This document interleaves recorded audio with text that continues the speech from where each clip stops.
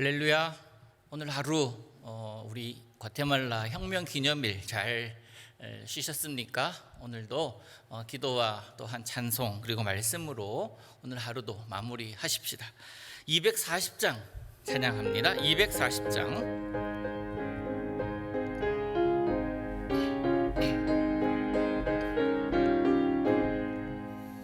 주가 맡긴 모든 역사 힘을 다해 마치고 밝고 밝은 그 아침을 맞을 때 요단강을 건너가서 주의 손을 붙잡고 기쁨으로 주의 얼굴 배우리. 나의 주를 내가 그의 곁에 서서 외우며 나의 주를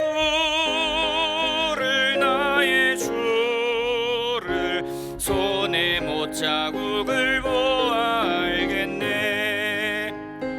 하늘나라 올라가서 주님 앞에 절하고 온유하신 그 얼굴을 외울 때 있을 곳을 예비하신 그 신사랑 고마워 나의 주께 기쁜 찬송 드리리.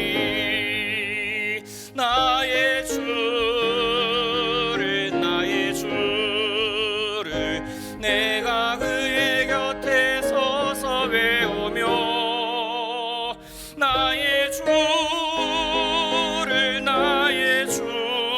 주를 손에 못자국을 보아 알겠네. 이 세상을 일찍 떠난 사랑하는 성도들 나를 맞을 준비하고 있겠네. 저희들과 한 소리로 찬송 부르기 전에 먼저 사랑하는 주를 외우리. 나의 주를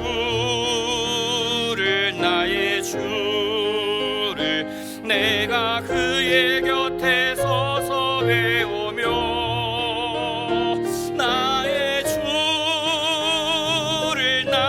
주를 손에 못자국을 보아 알겠네. 영화로운 시온성에 들어가서 다닐 때 흰 옷 입고 황금길을 다니며 금고문고 맞추어서 새 노래를 부를 때 세상 고생 모두 잊어버리리. 나의 주를 내가 그의 곁에 서서 외우며 나의 주를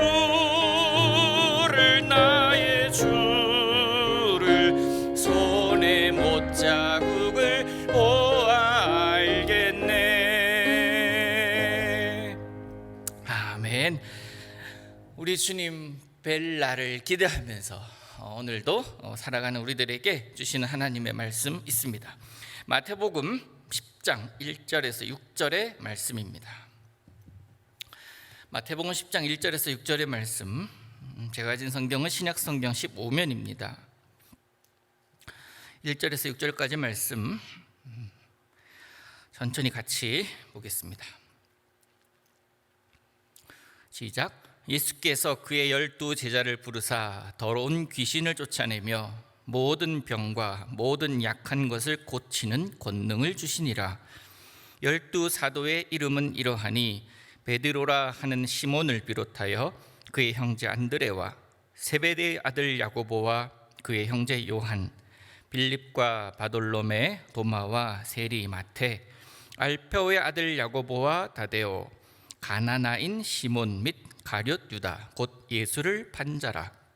예수께서 이 12를 내보내시며 명하여 이르시되 이방인의 길로도 가지 말고 사마리아인의 고을에도 들어가지 말고 오히려 이스라엘 집에 잃어버린 양에게로 가라. 아멘. 오늘 이 말씀 통해서 우리 하나님께서 주시는 음성을 듣기를 원합니다. 여러분 헬렌 켈러라는 사람 아시지요? 헬렌 켈러. 이 헬렌 켈러가 어느 날 숲속을 지나서 자신에게 온 친구에게 물었습니다. 숲을 통해서 왔다고? 그러면 숲에서 뭘 봤어? 신기한 게 많지 않아? 볼 것이 많지 않아? 그렇게 물었는데 그 친구는 뜻밖의 대답을 합니다. 아니, 특별한 게 별로 없었어. 볼 것도 별로 없어. 헬렌 켈러는 마음에 의구심을 갖습니다. 이해할 수가 없었어요. 두 눈을 뜨고 볼 것이 얼마나 많을까? 그리고 귀가 열려 있는데 왜 거기서 소리도 하나를 못 들었을까? 새 소리도 있고 벌레 소리도 있고 나뭇잎이 부딪히면서 나오는 소리들도 있을 터인데 특별한 게 없다니 그것 자체가 특별한 거 아닐까 하는 그런 생각을 하게 되었습니다. 그래서 비록 보지도 못하는 그런 자신이었지만 자신이 만약에 3일 동안 내가 볼 수 있다면 무엇을 할까 하는 생각을 하게 되었고 그것을 글로 쭉 적어보게 되었습니다. 그리고 이것을 1933년 1월에 애틀랜틱 먼스리호에 발표를 하는데요.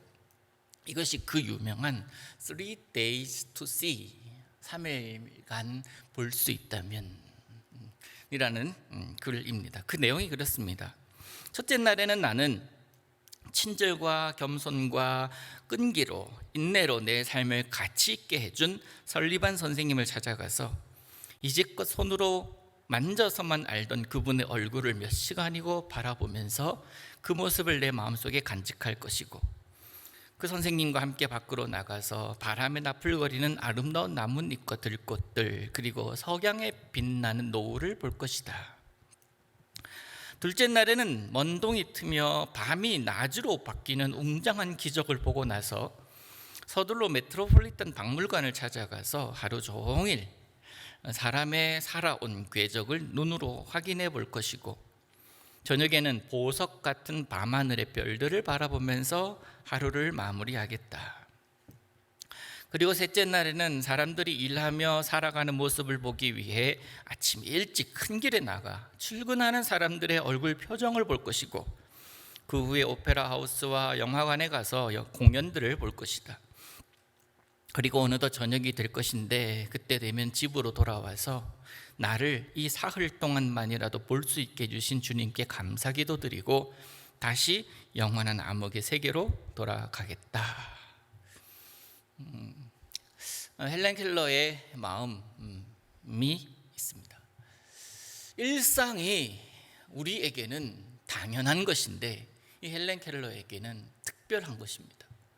너무나 일상에 익숙해진 나머지 우리가 하나님의 은혜, 하나님의 섭리, 또 하나님의 우리를 향한 변함없는 사랑을 익숙해져 있기에 우리가 놓치고 있는 것은 없는지 한 번쯤 생각해 봐야 할 그런 글이 아닌가 생각을 합니다.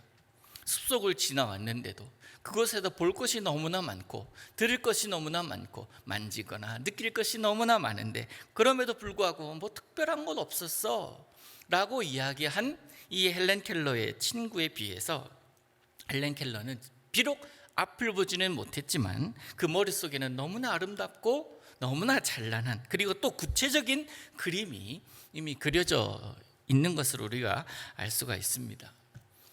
우리는 이 땅에 살아가는 동안에 참 많은 이름을 가지고 살아갑니다. 저는 교회의 목사로 또 여러분 중에 일부는 사업체의 대표로 그리고 가정에서는 남편으로 또 아내로 또 누군가는 또 직원으로 그렇게 살아가지요. 자녀로도 살아가고 그렇게 살아갑니다. 이 외에도 다양한 이름들이 우리들에게는 있습니다. 근데 여러분에게 주어져 있는 그 명칭, 그 이름들 가운데 영원한 것, 또 영원하지 않은 것을 구분해 볼 필요가 있습니다. 많은 이름들이 있잖아요. 여러분을 소개하는 그런 또 많은 단어들이 있지 않습니까? 그 이름들 가운데 가장 가장 나에게 소중하다, 가장 영광스럽다, 이 이름이 있음으로 인해서 내가 힘내어 살 수 있다 하는 그 이름이 여러분 무엇입니까? 이런 이름들의 대부분은요, 사실 이 땅에서의 삶이 끝나면 사라지게 되어 있습니다. 그런데 이 이름들 중에는 주님 앞에 가기까지 사라지지 않을, 주님 앞에 가서도 불리울 이름이 분명히 있습니다. 그게 바로 성도라는 것이죠. 성도로 이 땅에 살아갑니다. 그리고 언젠가 그 성도로 하나님 앞에 서기 때문에 그렇습니다. 그리고 또 하나, 성도로 살아가니, 성도가 되었으니 당연히 성도의 삶을 표현해내는 삶의 방식이 있어야 되는데, 그게 바로 제자라는 이름입니다. 우리는 성도로 불림을 받았습니다. 그래서 우리 부름받은 사람, 성도로서 살아가지만 그 성도의 삶을 어떻게 표현해내는가, 어떻게 내가 성도인 것을 드러내는가, 그것이 바로 제자의 삶이거든요. 그래서 우리는 성도라는 이름과 제자라는 이름, 이 두 가지는 여러분 꼭 기억을 하고, 그렇게 성도의 정체성을 가지고 제자의 삶을 살아내야 되는 것, 그게 바로 참 그리스도인의 모습인 줄로 믿습니다. 우리가 성도이기 이전에는 몰랐지만, 다시 말해서 예수님을 만나기 이전에는 몰랐지만, 성도된 이후에 내가 깨닫게 된 것이 있기 때문에 제자의 삶을 사는 거예요.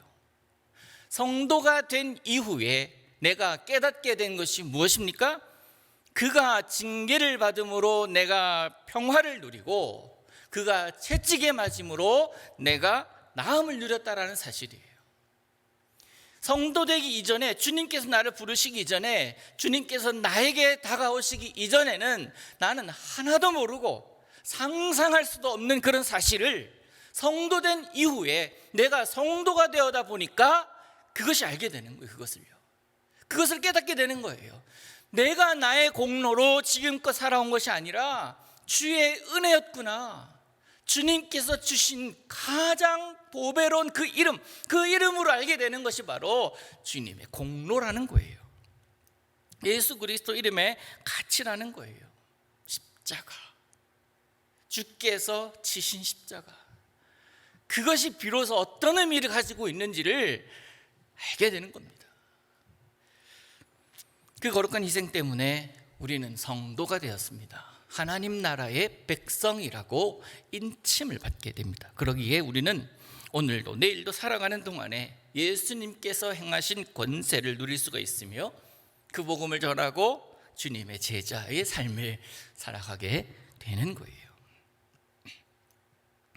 그래서 여러분, 성도된 자, 성도로서의 삶을 살아가는 여러분들에게, 또 제자의 삶을 나타내 보이며 살아가는 여러분들에게 질문 하나 하겠습니다.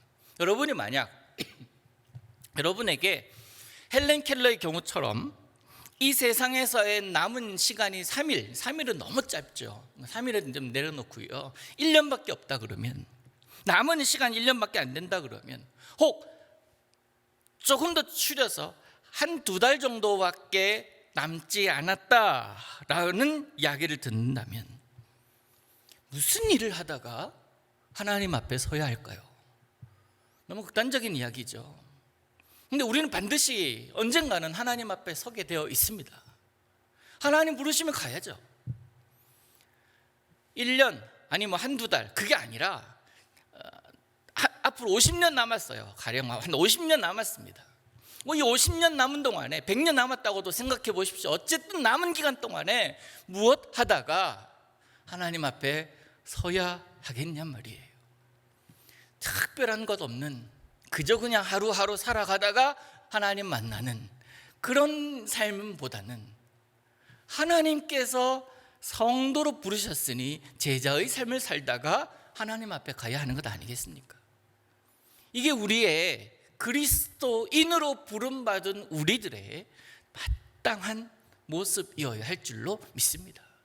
그래서 여러분, 주님께서 주신 은혜를, 그 주님께서 주신 모든 상황들을 너무나 당연하게 여기지 마시기를 바랍니다. 은혜는 권리가 아닙니다. 하나님의 선물이고 하나님께서 주관하시는 것입니다. 그러기에 그것이 내게 임했다, 은혜를 내게 주셨다라는 것, 그것이 권리가 아니라 하나님께서 주신 특별한 나를 향한 사랑의 표현임을 날마다 기억하는 여러분 되시기를 바랍니다. 결론은 명확해요. 우리가 성도이기에 어떻게 살아야 되나? 계속 반복합니다. 우리는 성도이기에 제자의 삶을 살아야 된다라는 거예요. 예수님의 제자로서 주님께서 맡기신 일, 주님께서 우리에게 행하라 하신 일, 그 일을 행하며 살아야 하지 않겠습니까? 복음을 전파하는 것, 그 나라를 가르치는 것, 그리고 병든 자들, 소외된 자들, 아파하는 자들, 외로워하는 자들의 벗이 되어주고 그들에게 기도로 나음을 선포하는 것, 그것이 우리가 해야 할 일입니다. 그런데 그 일만 해서는 이 땅에 살아갈 수는 없어요. 내 삶의 자리에서 내게 주어진 일들을 행하면서 동시에 그 일들 속에서 하나님의 제자, 주님의 거룩한 제자로서의 삶을 살아가는 것이 우리의 모습이어야 할 줄로 믿습니다. 예수님께서 그렇게 하기 위해서 12 제자들을 부르십니다. 오늘 본문이 그 얘기죠.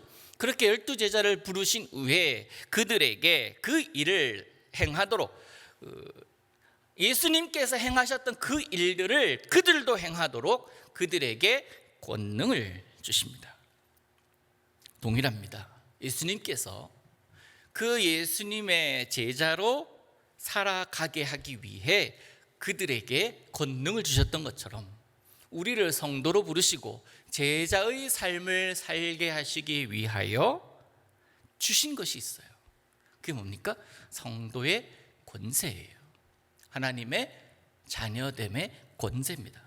하나님께서는 그의 자녀들에게 권능, 권세를 주시기 전에 먼저 미션을 주시지 않아요. 능력을 주시고 그 능력을 행할 수 있도록 보내시는 분이십니다. 오늘 본문에서도 제자들에게 잃어버린 양을 향하여 무턱대고 나가라고 말씀하지 않으시고 그들에게 권능을 주셨습니다.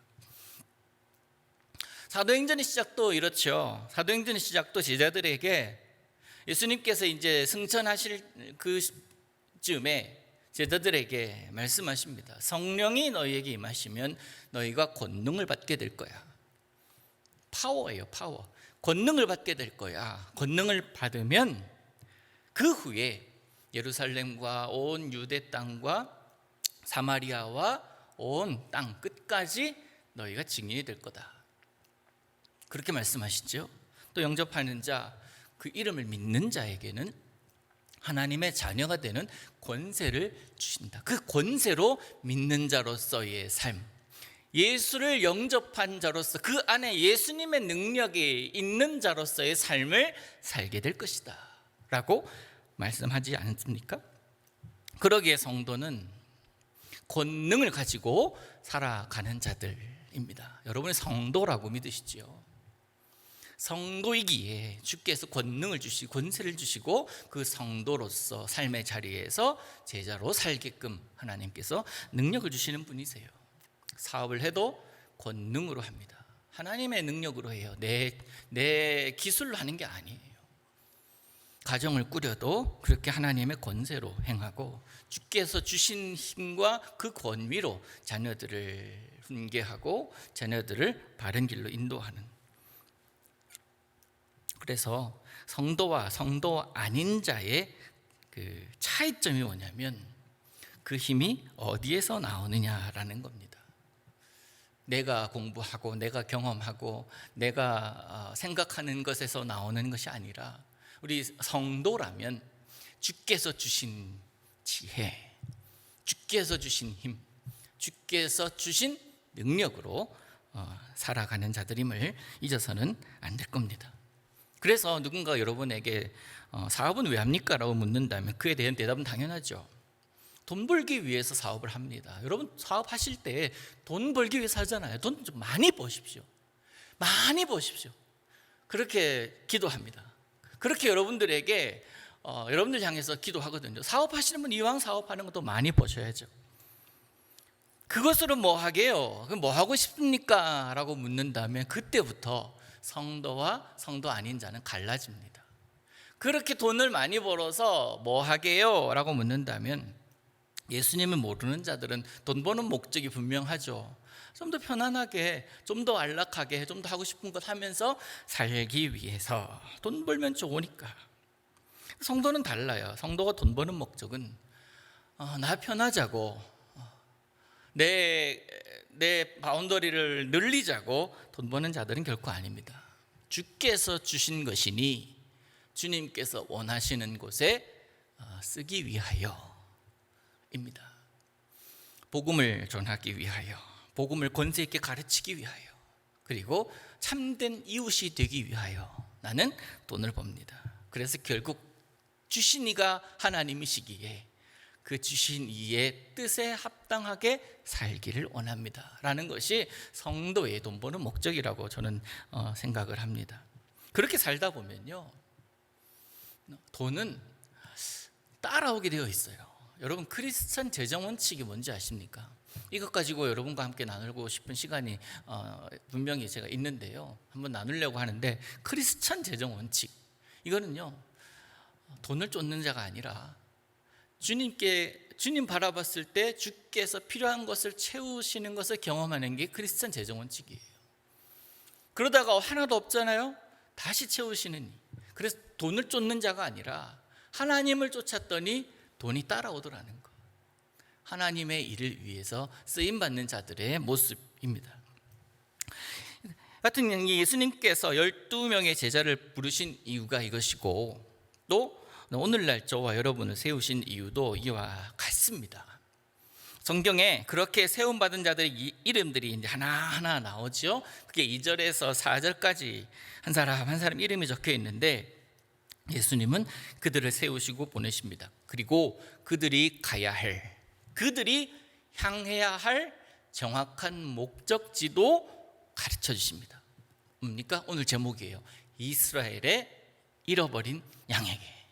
지난 시간과 연결이 됩니다. 제자들을 부르신 이유는 잃어버린 양들을 향하여, 목자 없이 고생하며 기진하던 그런 양들을 향하여 가서 참된 목자가 여기 있으니 데리고 오라는 거예요. 그리고 그 속에 권능을 주시고 그 권능으로 그들에게 나가서 그들에게 힘을 주라는 거예요.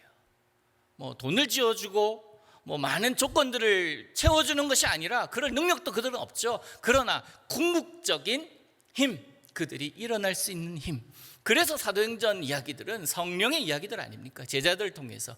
전반부는 베드로 이야기, 후반부는 사도 바울의 이야기 아닙니까? 하나님의 사람들이 하나님의 능력을 힘입어 살아갔더니 어떤 일을 일으키고 어떤 기적을 일으키며 살았는지를 보여주고 있지 않습니까?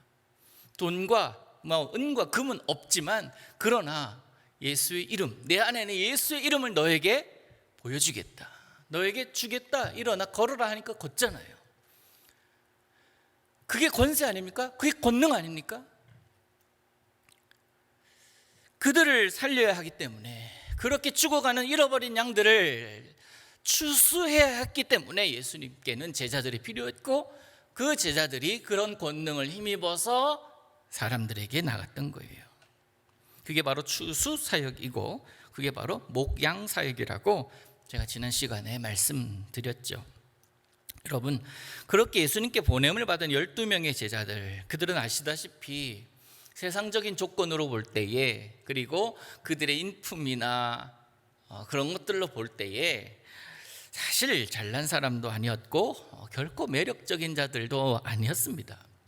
갈릴리 바다에서 고기 잡는 어부들이 대부분이었고, 여러분, 그래서 가진 것들이 아무것도 없는 자들입니다. 근데 이들을 제자로 세우시고 예수님께서 뭘 하셨습니까? 하나하나 그들을 변화시키시고 채우셔야 했습니다. 그렇게 채우신 것이 바로 세상적인 지식이나 무슨 트레이닝 그런 것이 아니라 권능이었다는 거예요. 다시 말해서 성령 하나님, 성령으로 그들을 거듭나게 하십니다. 성령이면 충분합니다. 여러분, 성령 하나님 한 분이면 인생은 바뀔 수 있습니다. 많이 배워야 되고 체력이 좋아야 되고 뭐 그런 조건들이 있어야 된다면 12제자들 중에 아무도 예수님의 제자가 될 수가 없었을 것입니다. 예수님의 제자의 자격은 예수님께서 지명하여 부르심, 그 부르심에 응답하는 자, 그것이면 충분했습니다. 왜? 성령께서 그들을 변화시킬 것이기 때문에 그렇습니다. 그렇게 이제 세움받은 이들의 이 12제자 이름을 하나하나 살펴보면 특징들이 있는데요, 몇 가지 한번 구분을 해봤는데, 첫 번째로 이 제자들 가운데 이름이 같은 사람들이 있습니다. 그들을 구별합니다. 누구의 아들, 뭐 세베대의 아들 야고보, 알페오의 아들 야고보, 이렇게 구분을 하고, 시몬도 둘이에요. 베드로라는 시몬과 가나나인 시몬, 이렇게 구별합니다. 가나나인이란 그 성경, 여러분 가지고 있는 성경 아래에 보면은 그렇게 짧게 설명이 되어 있는 성경이 있을 겁니다. 아람어인데요, 열심당원, 열정적이다, 열혈당원이다라는 뜻입니다. 가나나라는 뜻이 그런 뜻이에요. 참고로 알아두시면 되고요. 두 번째로 형제가 나와요. 형제는 붙여서 기록하고 있어요. 베드로와 그 형제 안드레, 그리고 뭐 야고보와 그 형제 요한, 이런 식으로 이제 형제가 불림을 받은 그런 제자도 있었습니다. 그리고 세 번째, 직업을 기록한 경우도 있지요. 이름 앞에 직업을 붙입니다. 세리마테, 그죠? 세리마테. 그리고 특이한 건 네 번째예요. 꼬리표가 붙는 제자입니다. 바로 가룟 유다, 가룟이라는 가룟인이라는 그 지역인데요, 유다라는 것은 곧 그것만 끝나는 것이 아니라 예수를 판자라, 불명예의 꼬리표가 붙습니다. 꼬리표가 참 위험하죠. 그리고 참 영향력을 많이 행사합니다. 그 사람 이런 사람이야 라는 꼬리표가 붙는다면, 그 사람은 그 사람에 대해서 아무리 뭐 좋은 이야기를 하더라도 그래도 그런 사람이잖아, 그 사람이잖아, 그 사람 못 믿을 사람이야 라는 꼬리표가 딱 붙는다면, 그 사람 교회에 도움이 안 되는 사람이야, 그 사람 회사에 도움이 안 되는 사람이야, 그 사람 우리 사회에 도움이 안 되는 사람이야, 아무리 그가 돈이 많고 아무리 능력도 있고 아무리 학벌도 있고 아무리 가진 것이 많고 아무리 여기 오래 살았어도 그 사람 좀 피해야 해 라는 그런 꼬리표가 여러분 붙는다면, 그 사람은요 아무리 선한 일을 하고 아무리 좋은 모습으로 보인다 하더라도 뒤에 뭔가 숨기는 게 있겠지라는 인식이 머릿속에 들어가잖아요. 그래서 꼬리표가 얼마나 중요합니까? 여러분, 성경의 가룟 유다에 대한 이야기가 나올 때마다 여러분 어떤 생각합니까? 이 사람은 예수님을 판자잖아, 그죠? 그런 생각을 하게 되잖아요. 이런 꼬리표가 여러분에게 없기를 바랍니다. 있으려면 그 사람이 예수 믿는 사람 맞아, 예수 믿으려면 그런 사람처럼 믿어야 돼, 그 사람이 다니는 교회 가볼만 할 것 같아, 그런 분들 여러분 다 되시기를 우리 주님 이름으로 간절히 축복합니다. 전도가 어렵다고 합니다. 예수 안 믿는 사람들은요, 예수님에 대해서 어떻게 듣고 어떤 인식을 하게 되겠습니까? 성경을 보면서 그들이 예수님이 어떤 분인 줄을 연구를 합니까? 아니잖아요. 예수 먼저 믿는 우리들을 통해서 그들은 예수님을 알게 된단 말이에요. 그리고 교회에 대해서 알게 된단 말이에요. 교회가 저러면 되나? 라고 꼬리표가 붙는 순간 전도의 문은 확 닫히게 되고, 그렇게 저러도 되나? 라고 한 장본인들이 그 교회 다니는 사람들이기 때문에 하나님은 더 이상 그들에게 역사하지 않을 수 있잖아요. 그리고 기억해야 될 것은 거룩한 꼬리표가 여러분들에게 붙어야 된다는 거예요. 우리들에게 예수 잘 믿는 목사야, 예수 잘 믿는 장로야, 예수 잘 믿는 제일교회 성도지. 교회 가려면 과테말라에 몇 개의 교회가 있는데 그 중에 그래도 뭐 다 좋은 교회들이지만 그래도 저 사람 다니는 교회 가보고 싶어 라는 그런 이야기를 하게 하는 그런 여러분 되시기를 축복합니다. 한번 예수님께서 제자들을 세우시고 이제 파송을 하시지 않습니까? 12를 세우셨어요. 제자 12이라는, 왜 12입니까? 라고 예수님 마음이죠. 그러나 12에 대한 의미가 있기 때문에 그런데요, 의미를 좀 찾아보면 이렇습니다. 12이라는 숫자는 완전한 숫자이기 때문에 그렇다고 모두들 그렇게 생각을 하고 그렇게 여기고 있습니다. 그래서 하나님께서 이스라엘의 지파를 12개를 세우시잖아요. 야곱의 아들들을 세우시면서 12를 세우시고, 구약의 12지파를 대신할 신약의 존재들이 바로 12제자들이다라고 우리는 여깁니다. 그렇게 모인 구약의 12, 신약의 12이 요한계시록 4장에 나오는 24장, 24장로라고 우리가 해석을 하죠. 그래서 구약의 12지파가 이스라엘 백성들을 대표하는 격이라면, 이 예수님의 12제자들은요, 구원받은 예수 그리스도로 인하여 선택된 하나님의 백성들을 대표한다라고도 해석할 수가 있습니다. 그렇기 때문에 12제자들의 행적과 결국 그들이 예수님 만나서 변화된 이후에 권능을, 주님께서 주신 그 권능을 가지고 살아간 그들의 행적이 우리들의 행적과 다를 바가 없어야 돼요.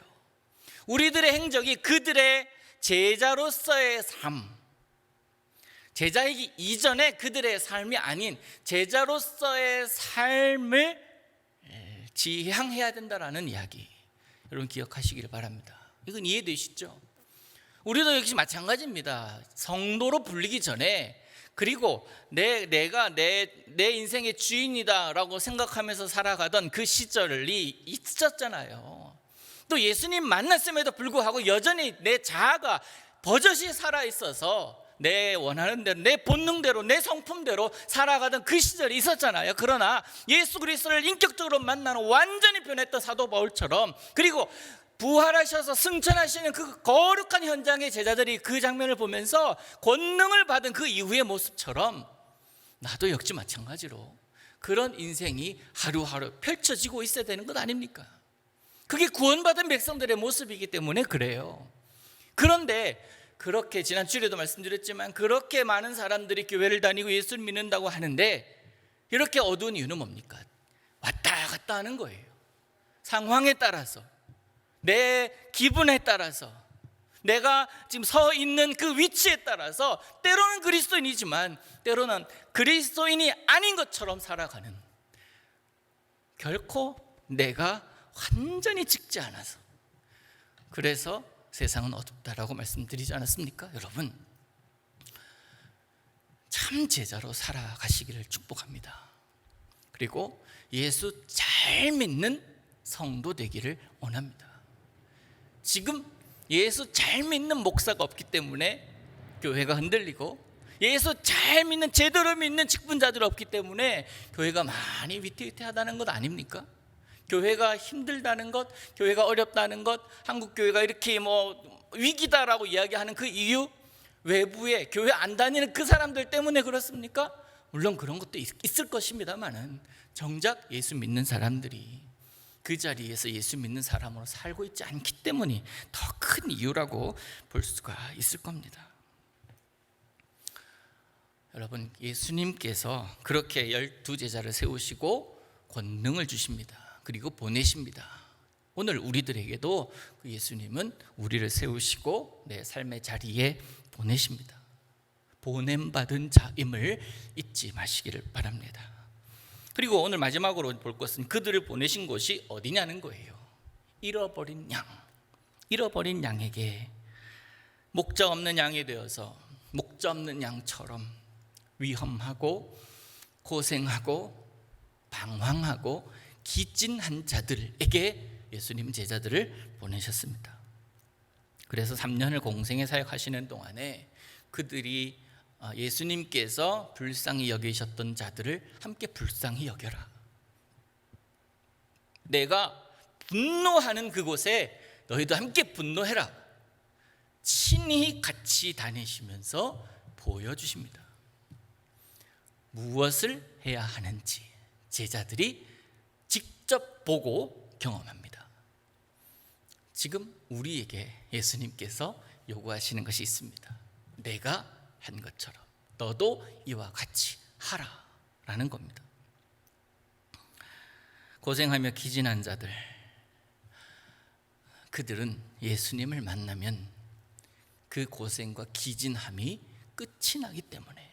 그런데 여전히 예수님 만나지 못하고 있는 자들이 너무나 많기 때문에 가슴 아픈 심정으로 제자들을 보내시는 거예요. 6.25 때 이 이야기만 하고 마칠게요. 6.25 때에 이런 얘기가 있었다고 합니다. 한국에 파병 온 미군들이 한 번은 트럭을 몰고 언덕길을 올라가고 있었습니다. 그때에 저 멀리 보따리 메고 이고 또 아기도 안고 그렇게 가고 있는 한 무리의 안악들을, 여인들을 보았습니다. 그들은 힘겹게 오르고 있었습니다. 미군이 그 트럭을 세우고 그들을 이제 다 태웠어요. 그러면서 언덕길을 넘어갑니다. 그렇게 한참을 가고 있는데 미군들이 한참 가다가 뒤를 돌아보니까 이 여인들이요, 그 이고 있던 그 짐들을 좀 바닥에 내려놓지 않고 여전히 메고 이렇게 지고 있더라는 거예요. 애기는 여기 매달려 있고 그러더라는 겁니다. 차를 세웁니다.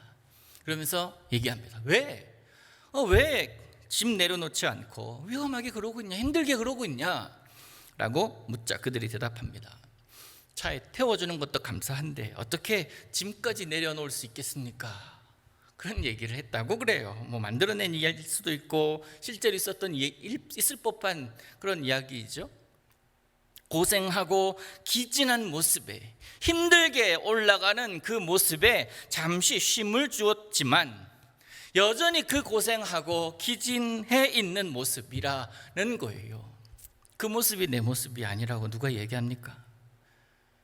인생에, 내 힘겨운 인생에, 내 기진한 인생에 다가오신 예수님이 계신데, 그런데 그 예수님도 품고 함께 내 짐을 같이 가고 있는 거예요. 그게 더 큰 짐 아닙니까? 더 큰 어려움 아닙니까? 어떻게 내 양심이 허락하지 않아요 라고 이야기를 하면서 짐을 내려놓지 못하고 있는 그 모습이에요. 예수님은 다 내게로 오라고 하십니다. 다 내게로 오라고 하십니다.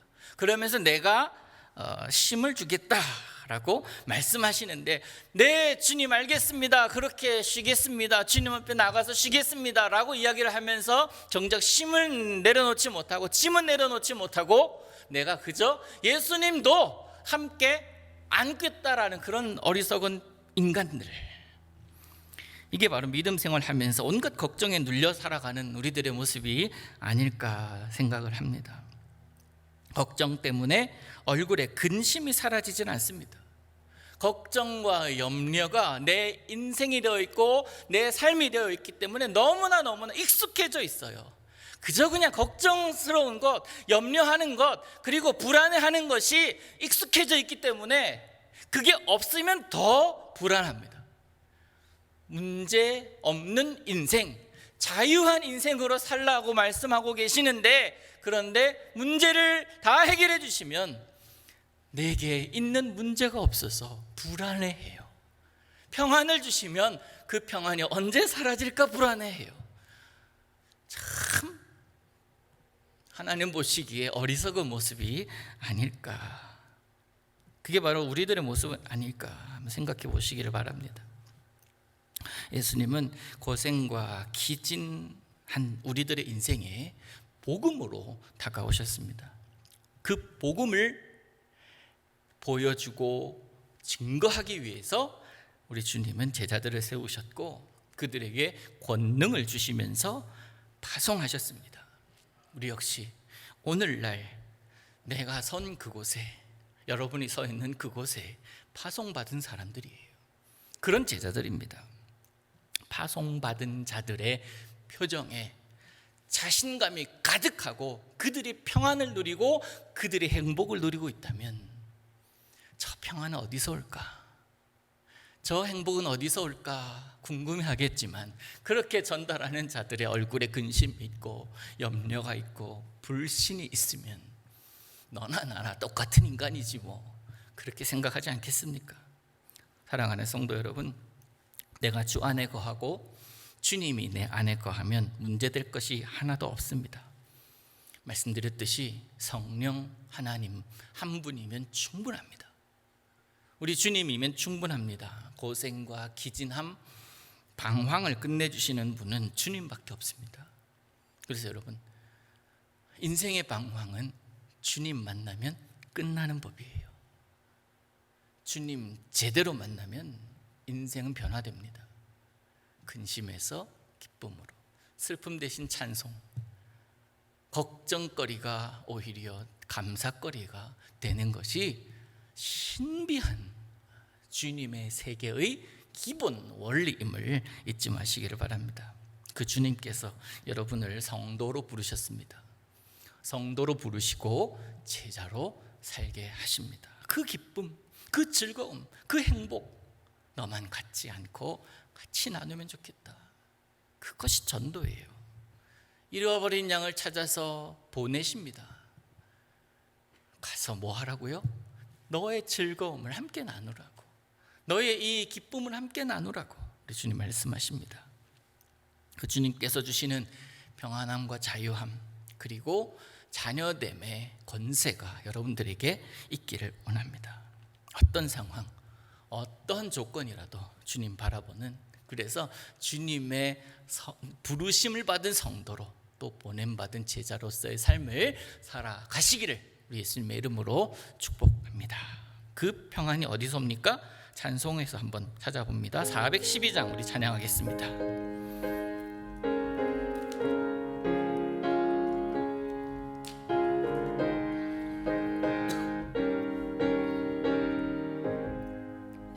내 영혼의 그 깊은 데서 맑은 가락이 울려나네. 하늘 곡조가 언제나 흘러나와 내 영혼을 고이 싸네. 평화 평화로다. 하늘 위에서 내려오네. 그 사랑의 물결이 영원토록 내 영혼을 덮으소서.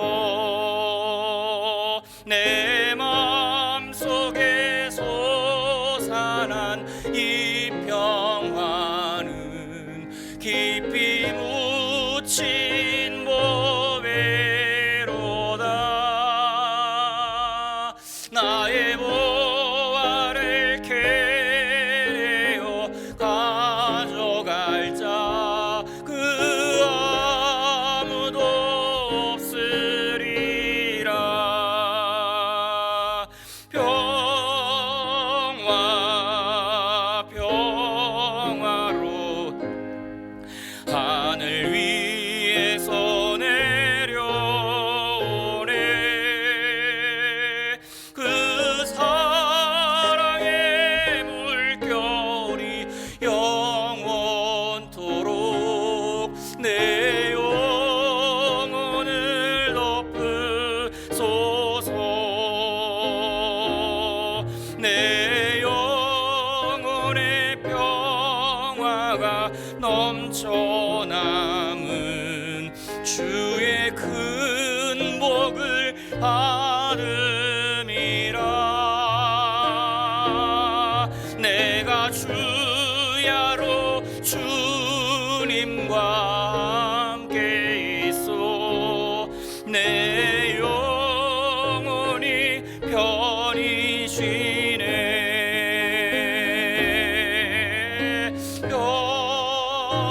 평화 평화로다. 하늘 위에서 내려오네. 그 사랑의 물결이 영원토록